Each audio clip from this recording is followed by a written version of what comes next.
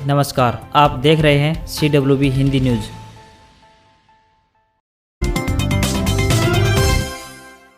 अशोक तंवर तृणमूल कांग्रेस में शामिल। हरियाणा कांग्रेस के पूर्व प्रदेशाध्यक्ष को दिल्ली में ममता बनर्जी ने ज्वाइन करवाई पार्टी। राहुल गांधी के करीबी रह चुके हरियाणा प्रदेश कांग्रेस के पूर्व अध्यक्ष अशोक तंवर दिल्ली में तृणमूल कांग्रेस ज्वाइन कर ली है। शाम 5:45 पर पश्चिम बंगाल की मुख्यमंत्री ममता बनर्जी ने साउथ एवेन्यू में अपनी पार्टी के एक सांसद के आवास पर अशोक तंवर को पार्टी में शामिल किया। इससे पहले तंवर ने दिल्ली में साउथ एवेन्यू स्थित अपना भारत मोर्चा कार्यालय में समर्थकों से मीटिंग की। मीटिंग में उनकी पत्नी अवंतिका तंवर भी शामिल हुई। कांग्रेस प्रदेश अध्यक्ष रहते हुए अशोक तंवर का पूर्व सीएम भूपेंद्र सिंह हुड्डा के साथ 36 का आंकड़ा रहा था। हरियाणा डेंटल सर्जन भर्ती घोटाला। कोर्ट ने तीनों आरोपियों को भेजा 26 नवंबर तक न्यायिक हिरासत में। विजिलेंस ने मांगा था 3 दिन का रिमांड। बचाव पक्ष ने किया विरोध। हरियाणा में हुए डेंटल सर्जन भर्ती घोटाले के आरोपियों नवीन अश्विनी और डिप्टी सेक्रेटरी अनिल लागर को दोपहर पंचकुला की अदालत में पेश किया गया। अदालत ने तीनों को 26 नवंबर तक न्यायिक हिरासत में भेज दिया। बचाव पक्ष के वकील विशाल गर्ग ने बताया कि तीनों आरोपियों को पेश किया गया था। डीएसपी ने 3 दिन का पुलिस रिमांड मांगा था और कहा कि रोहतक और सोनीपत लेकर जाना है। हमने कोर्ट को बताया कि विजिलेंस पहले 5 दिन के रिमांड के दौरान कहीं पर भी नहीं लेकर गई। विजिलेंस केवल झूठा कबूलनामा लिखवाना चाहती है। बचाव पक्ष के वकील के तर्क सुनने के बाद कोर्ट ने विजिलेंस की 3 दिन की रिमांड की एप्लीकेशन को डिसमिस कर दिया। तीनों आरोपियों को 26 नवंबर तक न्यायिक हिरासत में भेज दिया गया। एक और कंपनी ने बढ़ाई कॉल रेट। एयरटेल के बाद वोडाफोन आइडिया ने प्लान के रेट 25% तक बढ़ाई। सबसे सस्ता 20 रुपए और सालाना प्लान 500 रुपए महंगा। वोडाफोन आइडिया यानी वीआई ने अपने प्रीपेड प्लान के टैरिफ को 20 से 25% तक बढ़ा दिया है। नए प्लान 25 नवंबर से लागू हो जाएंगे। इससे कंपनी को वित्तीय संकट से उबरने में मदद मिलेगी। बता दें कि एक दिन पहले ही भारतीय एयरटेल ने अपने प्रीपेड प्लान की कीमतें 25% तक बढ़ाई है। वोडाफोन आइडिया के पास देश भर में करीब 27 करोड़ वायरलेस यूजर्स हैं। इनमें प्रीपेड और पोस्टपेड दोनों ग्राहक शामिल हैं। एयरटेल और वोडाफोन आइडिया के बाद अब रिलायंस जियो भी अपने प्रीपेड प्लान्स को महंगा कर सकता है। फिलहाल जियो के प्रीपेड प्लान सबसे सस्ते हैं। वोडाफोन आइडिया यूजर्स को अब 79 रुपए वाले प्लान के लिए 99 रुपए खर्च करने होंगे, यानी उसे इस सबसे सस्ते प्लान पर 20 रुपए ज्यादा देने होंगे। लंबे इंतजार के बाद राहत की उम्मीद। आंदोलन में बिखरे रोड सुधरेंगे। 52.55 करोड़ से 10 नई सड़कें बनेंगी। इनमें रेवाड़ी शाहजहांपुर रोड का टेंडर अलॉट। मुख्यमंत्री 26 नवंबर को रखेंगे आधारशिला। साल भर में टूटकर बिखर चुके जिले की सड़कों को बनाने के लिए आखिर प्रदेश सरकार ने सुध ली है। रेवाड़ी शाहजहांपुर सहित ग्रामीण रूटों की कुल 10 सड़कों का निर्माण शुरू होने जा रहा है। इन पर करीब 52.55 करोड़ रुपए खर्च किए जाएंगे। 26 नवंबर को बाउल में विकास रैली करने आ रहे सीएम मनोहर लाल खट्टर इन सड़कों की आधारशिला रखेंगे। केंद्रीय मंत्री राव इंद्रजीत सिंह भी विशेष तौर पर शिरकत करेंगे। मुख्यमंत्री इसके अलावा भी कई अन्य विकास परियोजनाओं की शुरुआत करने जा रहे हैं। 6 प्रोजेक्ट वे हैं जो बनकर तैयार हो चुके हैं तथा उनका फीता काटा जाना है। इधर रैली संयोजक सहकारिता मंत्री डॉक्टर बनवारी लाल, भाजपा पदाधिकारियों और जिला प्रशासन ने सीएम के आगमन की तैयारी तेज कर दी है। विद्यार्थियों के लिए सरकार खरीदेगी 5 लाख टैबलेट। ट्यूबवेल कनेक्शन भी जल्द होंगे जारी। बैठक में सीएम ने लिया फैसला। सीएम मनोहर लाल ने हरियाणा निवास में मंगलवार को हाई पावर परचेज कमेटी की बैठक ली। बैठक में कई अहम फैसले लिए गए। सीएम ने कहा कि प्रदेश भर के 11वीं व 12वीं कक्षा के विद्यार्थियों को जल्द ही टैबलेट दिए जाएंगे। इसके अलावा सेगरी किसानों को 15,000 ट्यूबवेल कनेक्शन जारी किए जाएंगे। इस दौरान शिक्षा मंत्री कंवरपाल, परिवहन मंत्री मूलचंद शर्मा, बिजली मंत्री रणजीत सिंह, कृषि मंत्री जेपी दलाल, श्रम एवं रोजगार राज्य मंत्री अनूप धानक और खेल मंत्री संदीप सिंह मौजूद रहे। नौकरियों में पर्ची और खर्ची कभी नहीं चलने देंगे। सीएम ने कहा कि भ्रष्टाचार पर लगाम लगाना उनकी सरकार का मुख्य लक्ष्य है। कोई भी अधिकारी या कर्मचारी यदि भ्रष्टाचार में संलिप्तता पाया जाएगा तो उसके खिलाफ सख्त से सख्त कार्रवाई की जाएगी। नव चयनित कला अध्यापकों को नियुक्त करने के लिए विकल्प भरने का अवसर। हरियाणा के मौलिक शिक्षा विभाग ने नव चयनित कला अध्यापकों को नियुक्ति देने के लिए विकल्प भरने के लिए अवसर देने का निर्णय लिया है। सरकारी प्रवक्ता ने बताया कि हरियाणा कर्मचारी चयन आयोग यानी HSSC द्वारा विज्ञापन संख्या 6/2006 की कैटेगरी संख्या 22 के तहत हाल ही में कला अध्यापकों का परिणाम घोषित किया गया है। इन चयनित अध्यापकों को नियुक्ति देने के लिए विकल्प भरने व शैक्षणिक दस्तावेजों की पुष्टि हेतु 25 नवंबर को सुबह 10 बजे राजकीय वरिष्ठ माध्यमिक विद्यालय सेक्टर 7 पंचकुला में पहुंचना होगा। इंतजार खत्म। किसानों को जल्द मिलेंगे ट्यूबवेल कनेक्शन, देगी हरियाणा सरकार। मुख्यमंत्री मनोहर लाल ने कहा है कि जल्द ही किसानों को 15,000 नए ट्यूबवेल कनेक्शन दिए जाएंगे। इसको लेकर हाई पावर परचेज कमेटी की बैठक में 350 करोड़ रुपए के बिजली उपकरण खरीदने की प्रक्रिया पूरी की गई है। ट्यूबवेल कनेक्शन के लिए वायर, ट्रांसफार्मर व अन्य उपकरणों की खरीद की जाएगी। इससे दक्षिण हरियाणा बिजली वितरण निगम और उत्तर हरियाणा बिजली वितरण निगम से जुड़े हजारों किसानों को लाभ मिलेगा। मंगलवार को हरियाणा निवास में आयोजित हाई पावर परचेज कमेटी की बैठक में यह निर्णय लिया गया।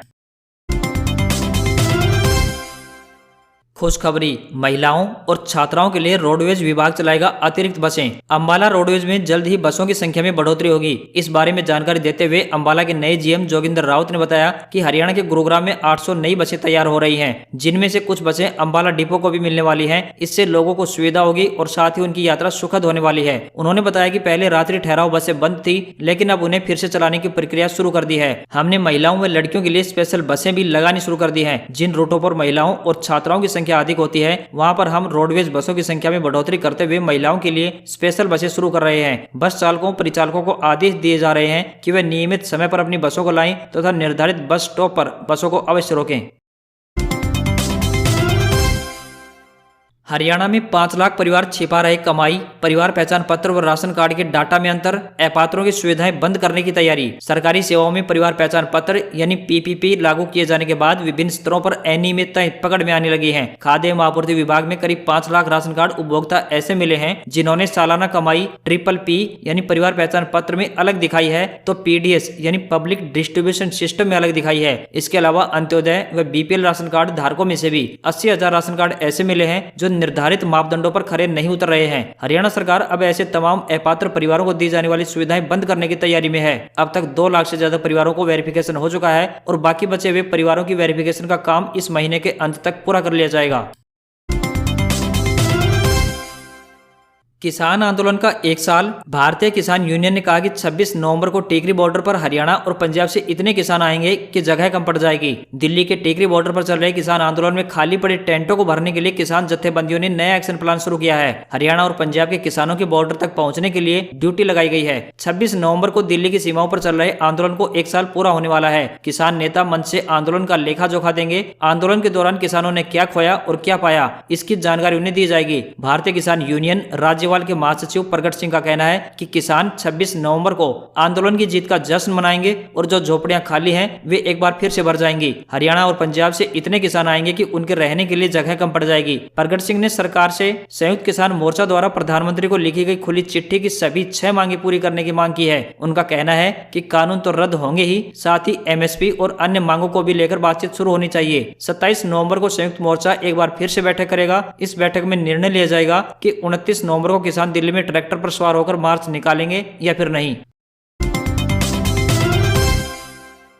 राजस्थान में कांग्रेस ने अपनी तीसरी वर्षगांठ से पहले एक बार फिर मंत्रिमंडल में फेरबदल किया है। मुख्यमंत्री अशोक गहलोत ने मंत्रिमंडल का विस्तार करते हुए 11 कैबिनेट और 4 राज्य मंत्री बनाए हैं। इनमें से 7 ऐसे मंत्री हैं जो सिर्फ 12वीं क्लास तक पढ़े लिखे हैं, जबकि स्वास्थ्य मंत्री प्रसादी लाल मीणा सिर्फ 10वीं पास है। वहीं 3 मंत्री BD कल्ला, सुभाष गर्ग व महेश जोशी ने PhD कर रखी है, तो वहीं 6 मंत्री ग्रेजुएट हैं। 12वीं पास राजेंद्र गुढ़ा सैनिक कल्याण बोर्ड, होमगार्ड और नागरिक सुरक्षा मंत्री बनकर सरकार का कामकाज देखेंगे। इसके साथ ही 10वीं पास भजनलाल जाटव सार्वजनिक निर्माण विभाग यानी PWD की जिम्मेदारी संभालेंगे। वहीं 12वीं प्रसाद प्रमोद जैन भाया खान पेट्रोलियम और गोपालन विभाग के मुखिया के पद पर कामकाज देखेंगे।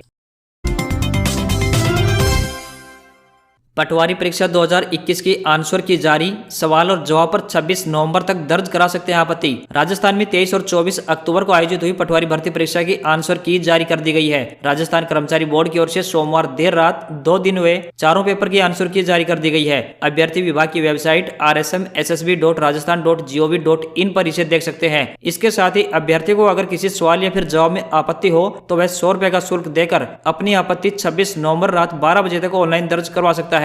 दरअसल राजस्थान में 5,378 पदों के लिए पटवारी भर्ती परीक्षा का आयोजन किया गया था। परीक्षा में 66% अभ्यर्थी उपस्थित रहे। पटवारी की सीधी भर्ती के लिए आयोजित परीक्षा में उम्मीदवारों का चयन जिले की बजाय स्टेट लेवल की मेरिट के आधार पर होगा। एक काम की बात, EPFO सब्सक्राइबर्स 23 नवंबर तक UAN को आधार से करा ले लिंक, नहीं तो रुक सकता है उनका PF का पैसा। यूनिवर्सल अकाउंट नंबर यानी UAN को आधार कार्ड से 23 नवंबर तक लिंक करना जरूरी है। ऐसे में अगर आपने अब तक अपने UAN नंबर को आधार कार्ड से लिंक नहीं किया है तो जल्द से जल्द करा लें। अगर आप 30 नवंबर तक ऐसा नहीं कर पाते हैं तो आपको कई दिक्कतों का सामना करना पड़ सकता है। अगर आपने 30 नवंबर तक EPFO और आधार नंबर को लिंक नहीं किया है तो आपके खाते में कंपनी की ओर से आने वाला कंट्रीब्यूशन रोक दिया जाएगा। इसके अलावा इससे आपको ईपीएफ अकाउंट से पैसा निकालने में भी परेशानी हो सकती है। आपको बता दें कि ईपीएफओ एक्ट के तहत कर्मचारी की बेसिक सैलरी प्लस डीए का 12% ईपीएफ अकाउंट में जाता है, तो वहीं एम्प्लॉयर यानी कंपनी भी कर्मचारी की बेसिक सैलरी प्लस डीए का 12% कंट्रीब्यूट करती है। कंपनी की 12% कंट्रीब्यूशन में से 3.67% कर्मचारी के पीएफ अकाउंट में जाता है और बाकी 8.33 कर्मचारी पेंशन स्कीम में जाता है। ईपीएफ अकाउंट पर सालाना 8.50% ब्याज मिल रहा है। पेट्रोल डीजल सस्ता करने की कवायद। सरकार अपने इमरजेंसी रिजर्व से 50 लाख बैरल तेल रिलीज करेगी। 3 रुपए तक कम हो सकते हैं दाम। कच्चे तेल की बढ़ती कीमतों से निपटान के लिए भारत अपने स्ट्रेटेजिक यानी इमरजेंसी पेट्रोलियम रिजर्व में से 50 लाख बैरल रिलीज करेगा। कच्चे तेल के इमरजेंसी स्टॉक को रिलीज करने का प्लान अमेरिका ने भारत, जापान समेत कुछ बड़ी अर्थव्यवस्था वाले देशों के साथ मिलकर बनाया है। इस कदम से पेट्रोल डीजल के दाम कुछ हद तक कम हो सकते हैं। बयान में कहा गया है कि भारत अपने स्ट्रेटेजिक पेट्रोलियम रिजर्व से 5 मिलियन बैरल कच्चा तेल रिलीज करने पर सहमत हो गया है। अगर कच्चे तेल की घटती कीमतों का फायदा पेट्रोलियम कंपनियां आम लोगों को देती हैं, तो पेट्रोल डीजल की कीमतों में प्रति लीटर 2 से 3 रुपए तक की कमी आ सकती है। हालांकि अगर आने वाले दिनों में डॉलर के मुकाबले रुपया कमजोर होता है तो कीमतों का कम होना मुश्किल हो जाएगा। कच्चा तेल अभी इस समय $80 प्रति बैरल के आसपास कारोबार कर रहा है। पंजाब नेशनल बैंक के ग्राहकों को झटका। सेविंग अकाउंट पर मिलने वाले ब्याज में कटौती की 1 दिसंबर से लागू होंगी नई दरें। देश के दूसरे सबसे बड़े बैंक यानी पंजाब नेशनल बैंक पीएनबी ने अकाउंट होल्डर्स को झटका दिया है। बैंक ने सेविंग अकाउंट की ब्याज दरों में कटौती करने का फैसला लिया है। बैंक ने सेविंग अकाउंट की ब्याज दरों को सालाना 2.90 से घटाकर 2.80% करने का फैसला किया है। नई दरें 1 दिसंबर से लागू होंगी। वहीं एक अन्य खबर की बात करें तो सोना चांदी के दाम में बड़ी गिरावट सामने आई है। सराफा बाजार में सोना 1008 रुपए सस्ता होकर 47,826 रुपए पर आ गया है। अगर चांदी की बात करें तो सराफा बाजार में ये 2048 रुपए सस्ती होकर 63,781 रुपए प्रति किलोग्राम पर पहुंच गई है। एक अन्य खबर की और बात करें तो टमाटर के बढ़ते दामों ने आम आदमी की रसोई का बजट बिगाड़ कर रख दिया है। इस समय टमाटर के दाम 100 रुपए किलो के पार निकल गए हैं। देश में सबसे महंगा टमाटर अंडमान व निकोबार की राजधानी पोर्ट ब्लेयर में बिक रहा है। यहाँ टमाटर 113 रुपए प्रति किलोग्राम पर पहुंच गया है। देश की राजधानी दिल्ली की बात करें तो 65 से 90 रुपए प्रति किलोग्राम पर पहुंच गया है।